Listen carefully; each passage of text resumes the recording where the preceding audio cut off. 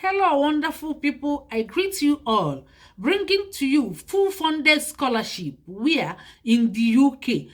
Who is offering you full funded scholarship? Chevening UK. Chevening UK. If you know that your country belong to Commonwealth country, this scholarship is for you.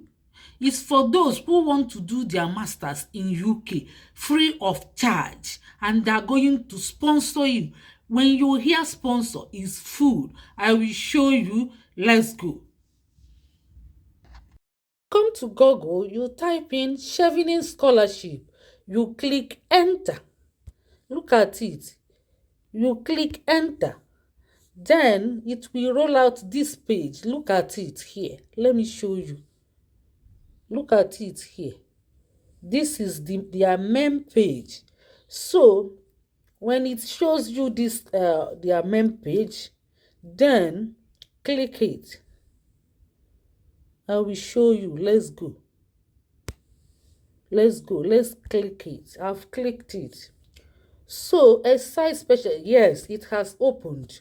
By the end of this video, before this video ends, you will see the link. When you see the link, please type it into your browser and click it. Then you will read everything you need to know. Look at it. For those who want to come to UK and study, Chevening Scholarship. Have you seen it? Full funded. Full funded. Look at it here. Look at it. Full funded scholarship to undertake any master course at any UK university and so much more. When you click more, you see more. So let's go. Ụmụnne. Ka anyị na-agakwanụ n'iru. Kedu na ya?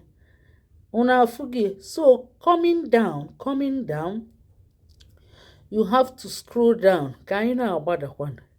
Ka anyị na-agbadanụ. Yes, n'ebe anyị nọ, look at it here.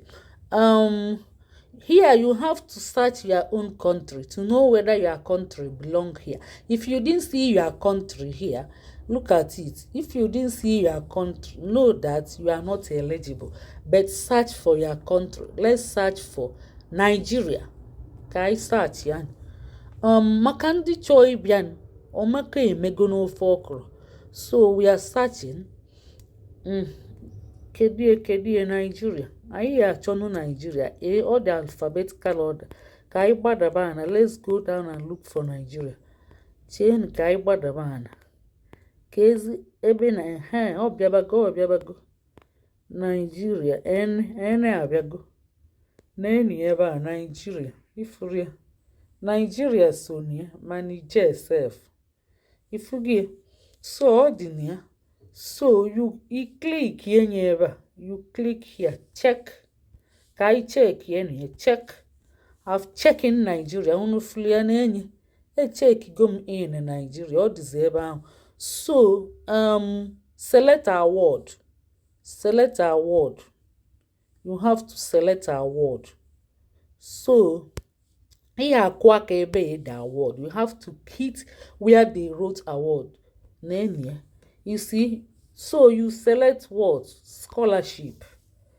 So Nigeria is here now, and the scholarship is here now. What you will do is hit search. Can you hit in search? Hit go from search. If you go mego Chevening in Nigeria, study in UK on a full funded scholarship. If you get full funded Chevening scholarship. Na-enye ebe na-enye unufuli ya ụmụnne na-enye ebe. Yes, so one important thing, o nwere ihe dị oke mkpa ebe a na-enye. Open for application until 5 November 2014. Unufuli ya ebe a dị oke mkpa. Na-afụ gị ọ dị oke mkpa. So unu ga-ebido mebe, unu ga-eme bụ weli na-enyecha ụmụ nwanne unu ndị nwetachego degree ga-abịa mee masters. So ka anyị gbadakwa n'ala ihe ndị a. If able this apply now, apply today. Ihe itinye ibido mebe apply. Mana tupu imebe apply, ihe agụ ụmụ ihe maka onwe ihe ị ga-eme ịdị eligible, nwe ihe ị ga-eme ma ịdị na eligible. So nekwe frequent asked question ihe agụkwa ebe frequent asked question ịgụọ ya tupu imebe application. Ndewo na ụmụnne daalụnụ. Ka ụbọchị taa maala anyị mma ise nye na anyị akara ịfụnanya ma kesakwanụ.